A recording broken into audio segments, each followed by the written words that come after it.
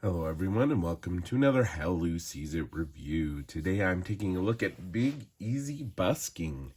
This is a game published by Weird Giraffe Games, who did provide a free copy for this review. And Weird Giraffe Games, this is the first of their games that I have reviewed, and so I'm very excited about that. I had asked about Gift of Tulips, which is another game of theirs that I'll be reviewing, I think sometime this week and getting that posted. And I didn't really know a lot about Big Easy Busking, but I was more than happy to take a look at it. It looked intriguing. So let's go ahead and talk a little bit about it. Again, this is not a how to play video, but a review of the game itself. They do provide, Weird Giraffe Games does provide a link off their website on how to play the game if you're interested in that. And otherwise, let's dive right into it. So, pros, the components I think are great. It's a good size as well, so it travels nicely. Everything fits in the box very nicely. As far as the components go, there are a few cardboard chits here. Pretty standard quality components there for those. This is an interesting one because they actually have a deluxe upgrade kit for this game as well. So the basic components in the game for the tokens for the players are these little wooden cubes in the different colors, player colors. And they work great. They're very functional. But if you are interested, they do provide an upgrade kit where you can purchase custom meeples for each of the players for the different player colors.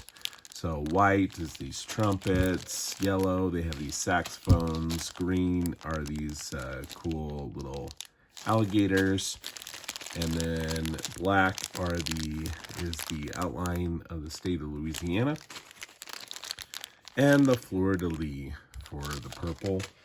They also have custom sleeves, which are actually really cool. I'll take one out here. They have a really kind of unique I don't use card sleeves all that often, honestly, but I really like these ones. They have a nice vibrant color. You can see it's mimics the artwork of the back of the cards. But I really like the shine on the inside. It just makes kind of a cool aesthetic there with a shiny border around the cards, which is really cool.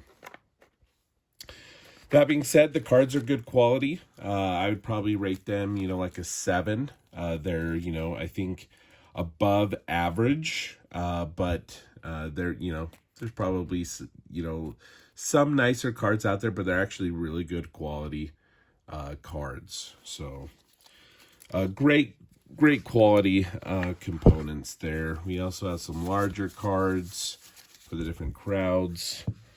And the rule book. The rule book does an excellent job at explaining the rules. It has some pictures in there.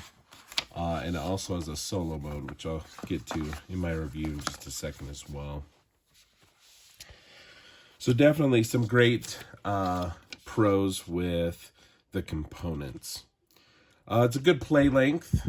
You play 3 rounds, and the rounds can be, back and forth, and it's going to be with more players. It is going to take more time, probably closer to that 45-minute mark.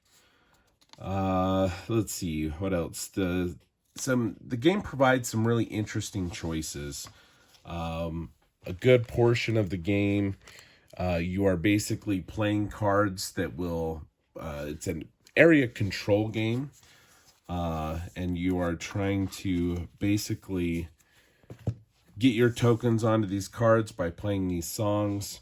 And as you do that, there's some really interesting mechanics there as far as, hey, you play this song to this crowd here, but you don't actually resolve moving those tokens to that card until the beginning of your next turn. So you see where your opponents are playing their songs, putting forth their energy and effort into these different crowds, which give certain money or points in the game. And so it really does create some really interesting decisions and choices based on what other people are doing. There's a little bit of a bluffing technique. If you can match some of the symbols on the cards, it allows you to either place them all there and get a bonus, or place as many as you want there and have any remaining go back into your supply. And there's a resource management element because your resources are in one of these three different categories on your card. You have them in those areas. And so there's some really interesting decisions. And I really liked that mechanic of the game. I think really shines. There's some good player interaction with that of, trying to see what people are doing, maybe doing a little bit of a bluff here. Maybe think I'm going to place those all there, or maybe just I place one and pull back the rest in order to go try to take over something else. So there's some really interesting mechanics there in the game. So some very, very good things. Neutral. So neutral elements to the game. The theme. I like the theme. I think it's interesting. The artwork, I think it's pretty cool. I don't know it's going to be for everybody, but it's very colorful, very vibrant. I think it fits the theme that they chose well, which is kind of this, street performers playing for money in New Orleans kind of a feel. That being said, I don't know if it's going to be for everybody. I like it. I think it's good. But it kind of landed in the neutral category, the theme and the art for me. I really do think that the deluxe upgrade meeples are really, really great, though. What are my cons of this game? So choices are limited. So each player's going to start with a hand of these cards, these song cards. They are the same for each player. So these three cards are these three cards. They have different songs listed underneath, but the symbols are going to be the same. So you get one of each symbol, and the lineup of these resources are all the same.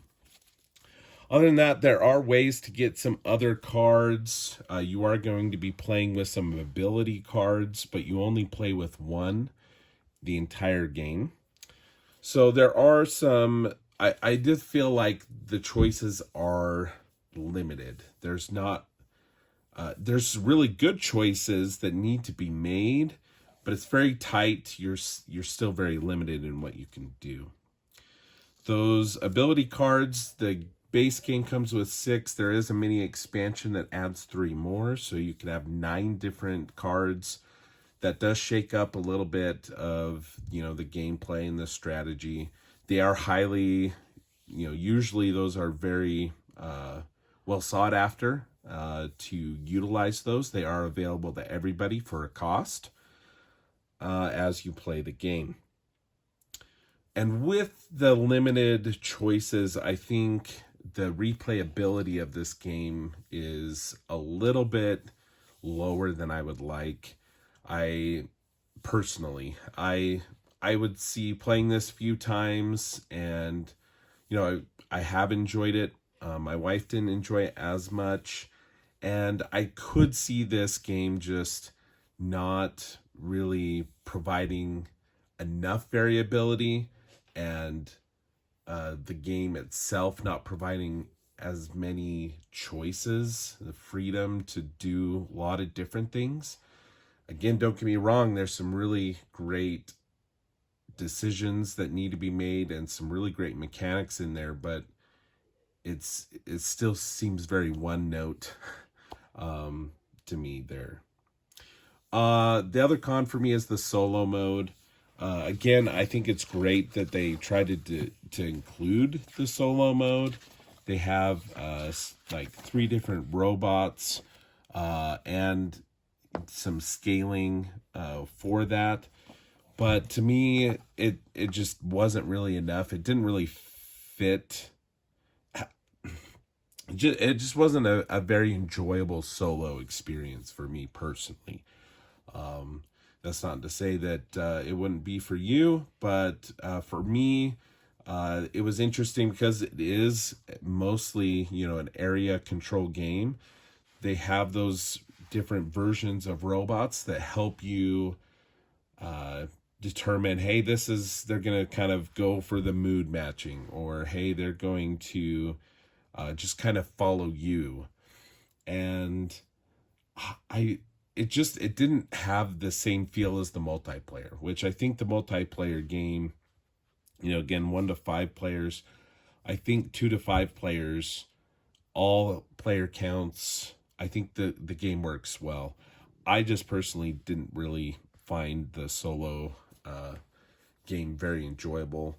Didn't provide as many interesting choices. Again, the robot is moving in a distinctive way. In a lot of ways, much more difficult to play against because it doesn't have the same resource limitations as the players do.